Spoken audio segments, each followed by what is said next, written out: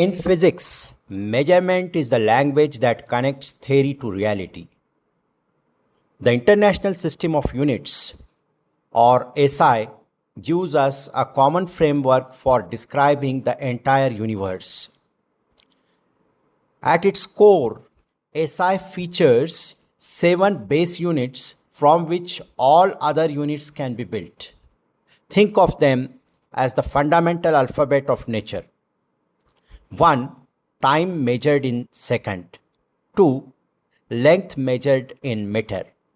3. Mass measured in kilogram. 4. Electric current measured in ampere. 5. Thermodynamic temperature measured in Kelvin. 6. Amount of substance measured in mole. And 7. Luminous intensity measured in candela. We treat these 7 as fundamental because they are dimensionally independent, universal, and completely sufficient to construct every other unit in the SI system. Now, if you look at the older SI texts, you will also find a category called supplementary units. These were the radian for plane angles and steradian for solid angles. Geometrically, a plane angle is simply the ratio of an arc's length to its radius. A solid angle takes this idea into 3 dimensions. It is the ratio of a surface area on a sphere to the square of its radius. But what about everything else? All the SI units other than the 7 base units are called derived units. They are formed by combining the base units through multiplication, division, and powers. Let us see how this network grows.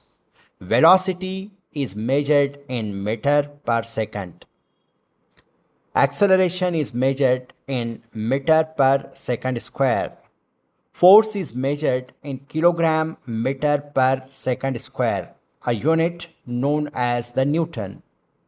Pressure is measured in Pascal, equivalent to kilogram per meter second square. Energy is measured in Joule, equivalent to kilogram meter square per second square.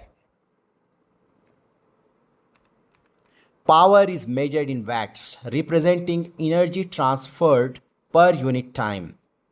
Electric charge is measured in coulombs, equivalent to an ampere second. And frequency is measured in hertz, representing cycles per second. So, measurements in physics begin with a small and elegant set of base units. From these foundations emerge angle units and a vast network of derived units. That is what makes the SI system both simple and incredibly powerful.